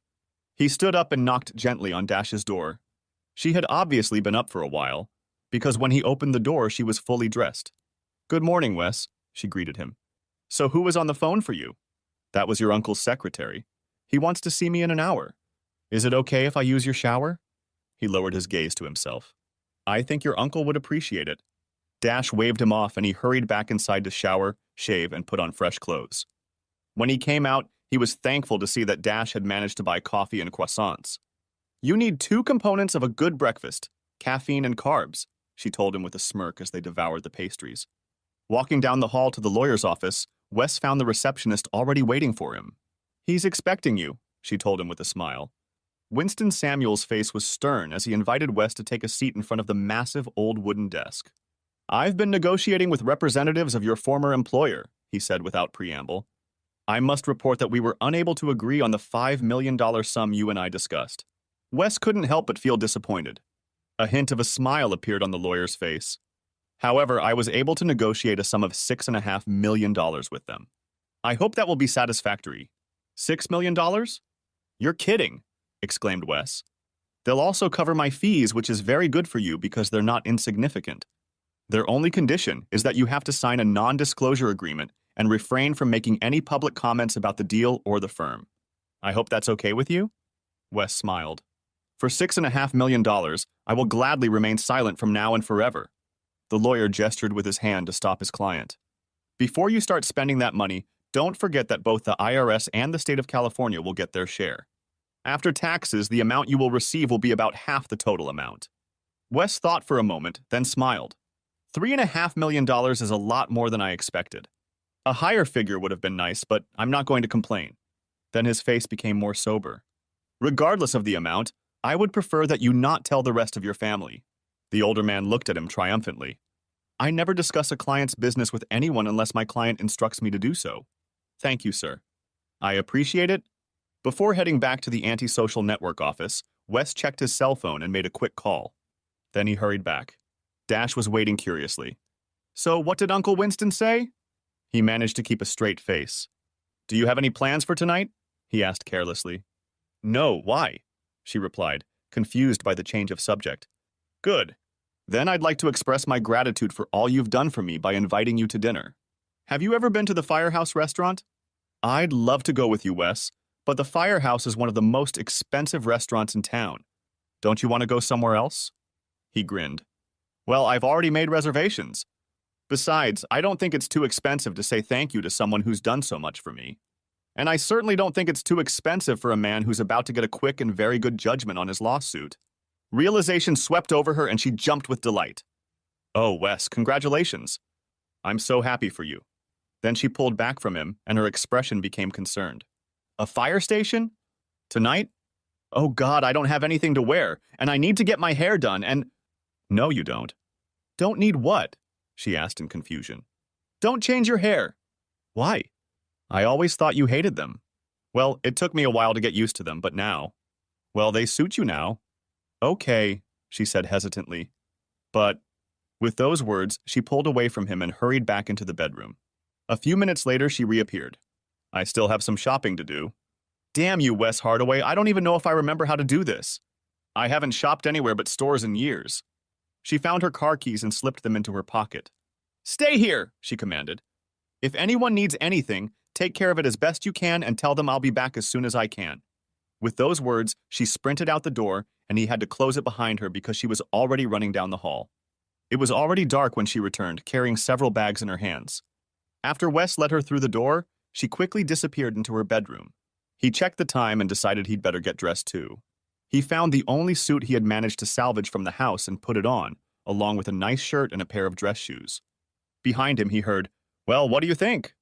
Turning around, he saw her standing in the doorway in an ankle-length black halter dress. He stared at her. Dash, is that you? He asked in surprise. Her face lowered. You don't like it? No, no, he shouted, rushing over to her. You look just amazing, like a model. I've just never seen you in such an elegant dress before. Relieved, she smiled slightly. I was afraid it was too much, but it looked so good in the store. He stepped back to take another look at it. The black fabric contrasted with her hair, and the silver high-heeled sandals completed the look. You're so tall, he marveled, and the dress really complements your figure. He lowered his gaze to his clothes. Now I'm wondering if I look good enough to go with you. She laughed, took his hand, and kissed his cheek. I would have let you know if I thought so. Now why don't you call us a cab? Later, as they were finishing dinner on the firehouse's brick-lined terrace, Dash took a sip from her wine glass. Then her face took on a serious expression. Wes, remember how I kind of pulled away from you the other day? He chattered happily, but his smile disappeared at her question. I remember, but it was my fault. She shook her head to interrupt him. It wasn't you, Wes, it was me. She stared down at the table. Remember when I told you about my marriage and how hard it was for me? He nodded. It really hurt me. She looked up at him almost helplessly. I haven't had a relationship with anyone since my ex left me. In fact, I haven't even been on a date since then. His discomfort was obvious. I'm sorry, Dash, I didn't mean to put pressure on you. No, you didn't. I just reacted instinctively, on autopilot. She half smiled. You know, when I first met you, I thought you were just another clueless husband whose wife had left him. But as I got to know you better, I discovered there's more to you than that. And it's not just that we have bad luck with exes. You're wise and funny and romantic. Maybe most importantly, you're loyal. Loyal to your wife and yourself. That's very important to me. She blushed and lowered her eyes. I guess what I'm saying is that if you wanted to kiss me again, I wouldn't run away this time. He looked at her triumphantly, then reached across the table to take her hand. Before he could say anything, a waiter approached them. Wes looked at him blankly. I think we're going to skip dessert. Dash blushed again. Marlene. While Wes and Marlene dined al fresco, Marlene angrily tried to contact Jack Mackenzie. When he finally answered her call, she lashed out at him. What's this nonsense about bribing Judge Chalmers to give me a protective order? I thought you said the judge was your friend. Don't be naive, Marlene. In politics, friend is just another word for sponsor.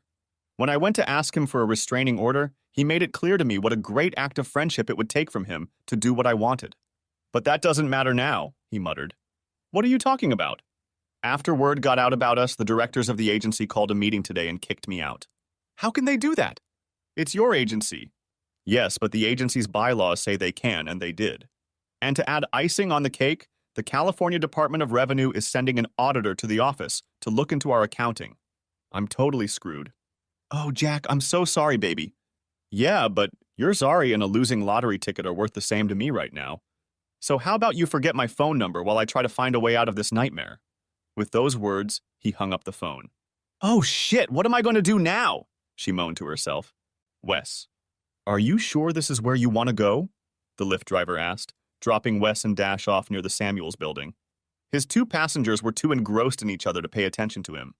Waving hello to the night watchman, they hurried to the elevator and made their way up to the 6th floor, hugging each other tightly.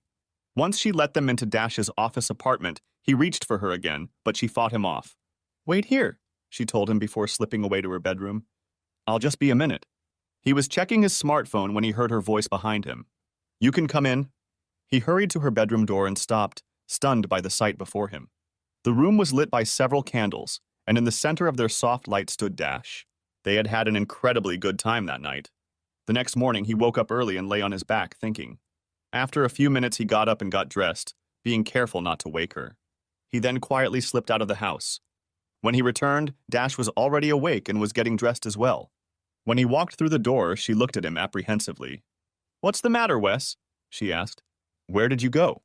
I just needed to take a walk and think for a while. What were you thinking about? She asked, trying not to show how worried she was. He walked over and sat down across from her, a serious expression on his face. This whole experience of losing my marriage, my home, and my job has got me thinking about the future. It all seemed so clear and straightforward before. Now I'm starting to question what I want to do, where I want to live, everything. He saw the uncertainty on her face and tried to explain. You know, I'm not originally from Sacramento. My father was in the Army and stationed at Fort Collins when I was born. I grew up in Colorado Springs. After my dad's last heart attack, we moved here because my mom had relatives in California. Now that she's gone, I have no family here. Actually, I realized this morning that I have no ties to Sacramento left. He picked up his cell phone. I got a text from my realtor that she's expecting an offer on the house any day now. He stopped sipping the coffee she'd poured him, so he didn't notice the expression on Dash's face. I lost my job, of course, he continued. Not that I really liked it. Thanks to your uncle getting compensation from me, I have some time before I have to start looking for another one. And when the divorce goes through, it'll be my last association not only with Marlene, but with Sacramento. He shrugged. I mean, it's not a bad city, but it's nothing special if you know what I mean. She managed a nod, but her face resembled a flower beginning to wilt. I've been thinking about all this, and I think I'm going to leave, start fresh somewhere else. Maybe I'll go to the Pacific Northwest. It's supposed to be beautiful there. Anyway, he paused awkwardly. I'm sorry, Dash, I know I'm not very good at this. What I'm trying to say is there any chance you'd consider coming with me?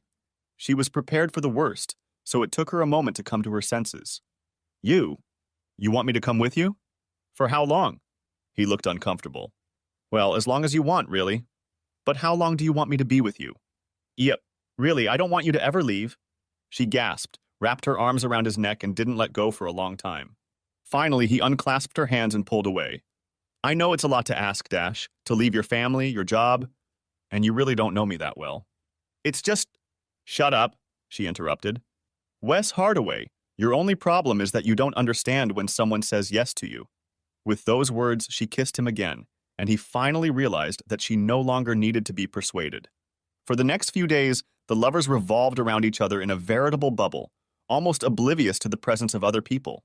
However, the change in their relationship was immediately noticed by the other ladies on the floor and became a constant source of amusement. Even the two brothers realized what was going on and began rolling their eyes whenever any of them noticed the couple. But eventually realities intervened, forcing both of them outside the bubble. Wes had to consult with Winston Samuels several times about the divorce.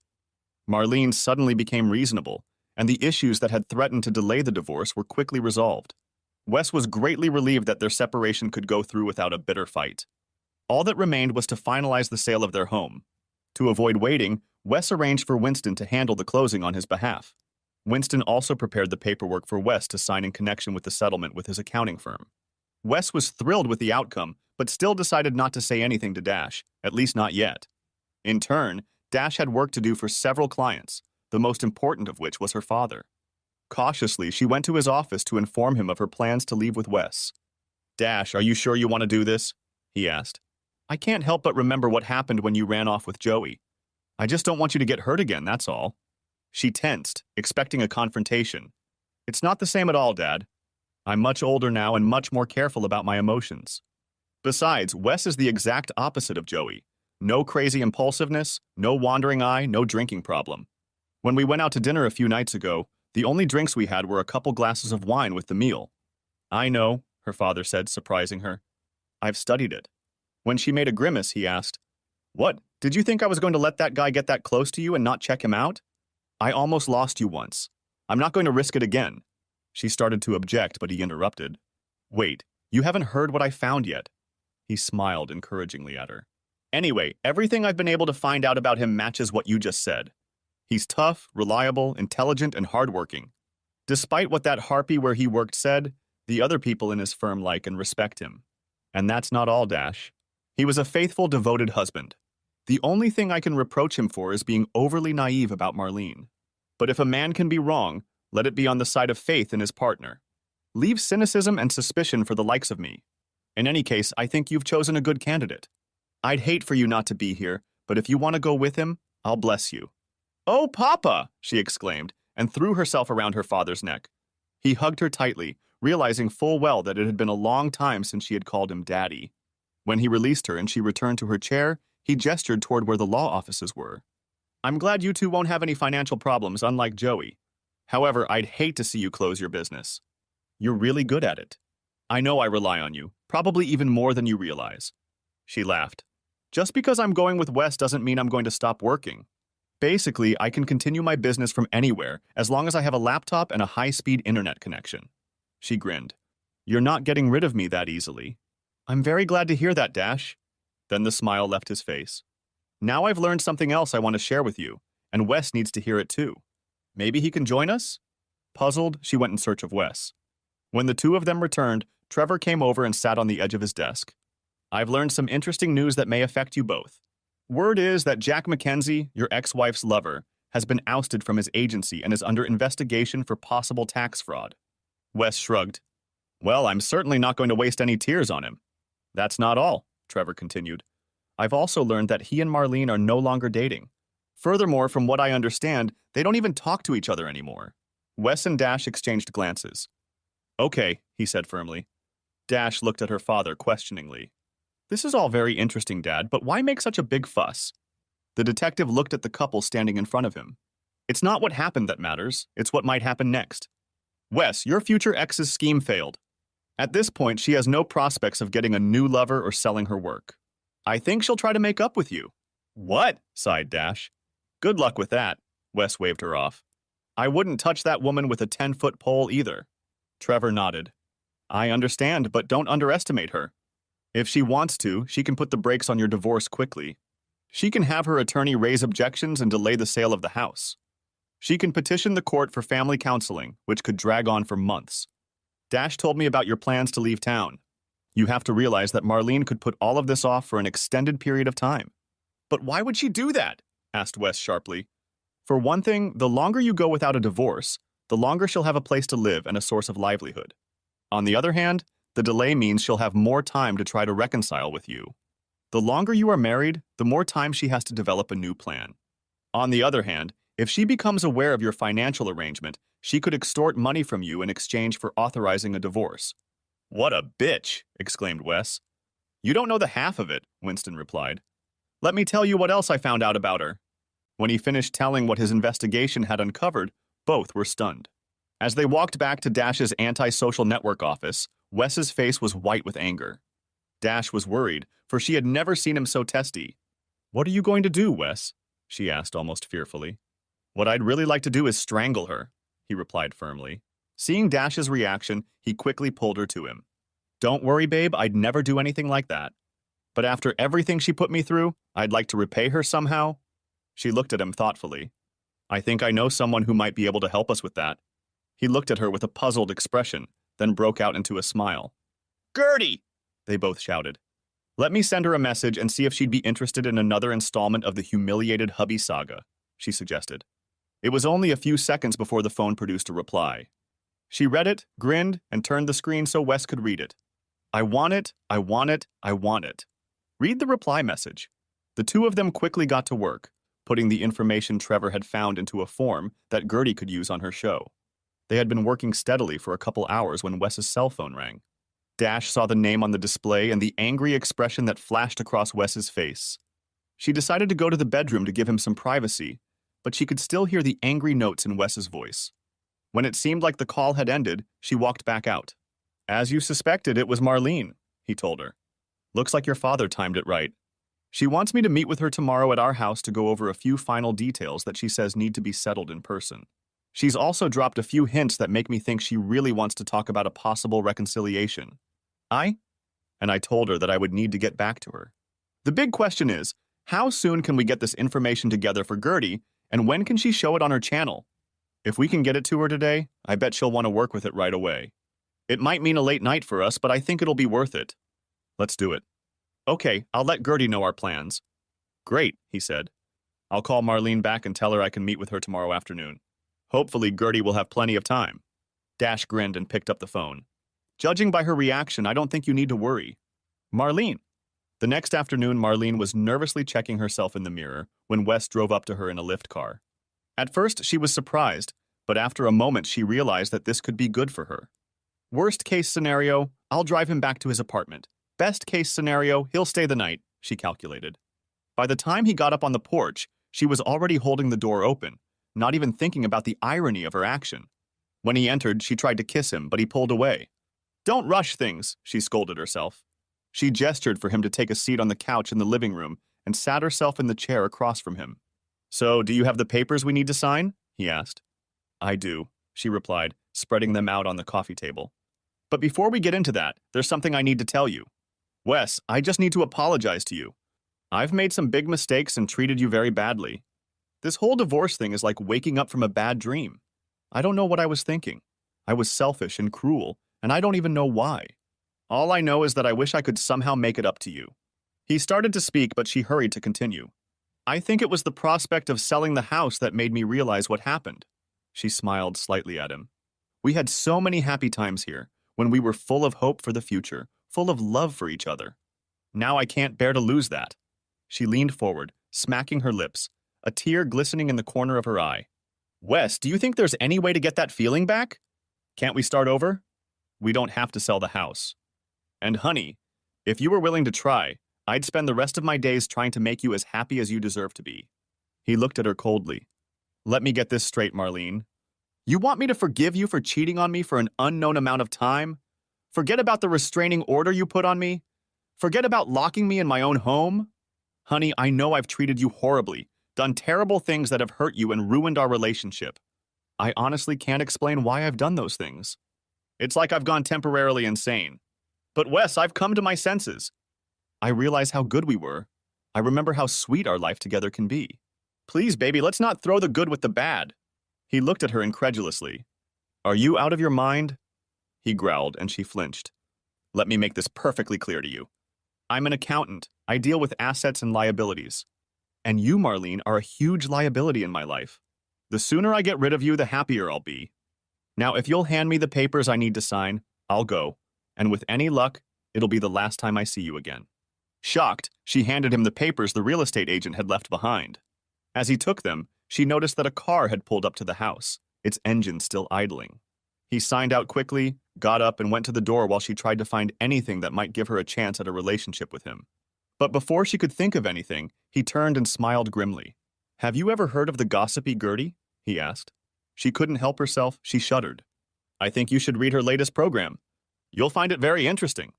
With those words, he opened the door and walked out to the waiting car. Everything okay? Asked Dash. He nodded and smiled. Everything's fine. When they drove away, Marlene hurried back to her computer, logged onto YouTube, and found the Gertie's gossip channel. She watched nervously as Gertie began her introduction. Then, behind her back, a computer-generated banner insert appeared on the screen. Humiliated hubby, the rest of the story. Hey gossipers, judging by all your tweets, you all want to know more about the humiliated husband and his not-so-decent wife. Well, now Gertie has the latest chapter in the story for you. As you may recall, it turns out that Janetka wasn't seeking a divorce because of spousal abuse. Oh no, she wanted out of the marriage so she could have an affair with her lover. She even got her lover to bribe a judge to issue a protective order against her unsuspecting husband to make him look bad. Pretty chilling, isn't it? But wait, that's not all. Gertie wanted to know more about this conniving woman, so she did a little digging with the help of some of her admirers. You know who you are. Anyway, guess what? Janechka wasn't an innocent caught up in a passionate affair. It turns out that this whole marriage was a scam that she pulled off with not one, not two, not three, but 5 hapless husbands. That's right, our hero was actually husband number 5, but he didn't know it. It seems our cunning Janechka, let's call her Mrs. Machiavelli, had come up with a clever little scheme. Marlene's picture now took up the entire background, and it was labeled Mrs. Brow, Machiavelli. She would find a suitable sucker, seduce him into marrying her, and then divorce him when she found a richer target. This little scheme Mrs. Machiavelli pulled off over and over again, and each time she perfected her technique. Before our hero, she had used the blocking scheme on her husband. Then, to make her plan even more effective, she added a restraining order to her scam. And it would have all worked if some of Gertie's gossipy friends, you know who you are, hadn't gotten wind of it. This time, it seems Mrs. Machiavelli's latest scheme has been thwarted. Her candidate for husband number 6 is currently unavailable while he's dealing with a tax audit. And what about husband number 5, our hero? One of Gertie's favorite gossip columnists informs her that he's headed off into the sunset with someone special. And from what I hear, he's no longer humiliated. Before we wrap up this saga, I want to share one last bit of savory news with you. It seems there are some angry ex-husbands in California who would like to have a chat with Mrs. Machiavelli. It turns out that the first few times she dissolved her marriage, she didn't bother to get a divorce. She just, allegedly, cleaned out the poor man's savings and left town. In closing, let me offer a word of advice to Sacramento men. Beware of Mrs. Machiavelli. She's probably already on the lookout for the next sucker, husband. If you fall for her, don't say I didn't warn you. Now let me tell you about a certain Hollywood starlet who— No! Screamed Marlene. No, no, no! She slammed the computer shut, interrupting Gertie's annoying voice. But before she could think about what to do next, her cell phone rang. Realizing it was one of her friends calling, she answered it. "Hi, Marlene," came the voice on the line. "Or should I say, hi, Mrs. Machiavelli?" Throwing the phone across the room, Marlene screamed, "God, I've got to get out of this town!" Wes. They had only traveled down the I-5 freeway a short distance when Wes glanced at Dash. "I was thinking, instead of taking the interstate, why don't we take the 101 and drive along the coast?" "How's that for an idea?" A leisurely drive along the coastal highway, charming inns and coastal towns along the way. Sounds scenic and romantic. Let's do it. He reached out and squeezed her palm. "Sure, the drive to Seattle will take a lot longer, but we're in no hurry to get anywhere." "Well, as long as we get there before our funds run out. We'll have to look for work once we get there." He looked at her oddly. "I don't think we need to worry about that, babe." And then it hit him. "Oh yeah, I never told you about the compensation I received, did I?" "You said it was good." He blushed. "Well, pretty good. $6.5 million. Her mouth dropped open. "What? But after Uncle Sam and the state government get their share, it'll only be half that amount." She was still stunned. "That's amazing, Wes. Why didn't you say something before?" "I didn't want you to think I was using the agreement to get you to like me." She rolled her eyes, and he hurried to continue. "Besides, it's not social media money. I mean, it's not even as much as Gertie makes in a year." She looked at him sternly. "Wes Hardaway, I don't care about the money. And as for the internet, let me worry about that. My job is to use social media to fulfill the needs of my clients." Her eyes were sparkling now. Reaching up and placing her hand on his zipper, she added, "Your job is to take care of my needs. Do you think you can handle that?" He smiled cheerfully at her. "I can handle it, Dash Daniels." Thanks for watching. I hope you enjoyed it. So subscribe to my channel and watch the next video.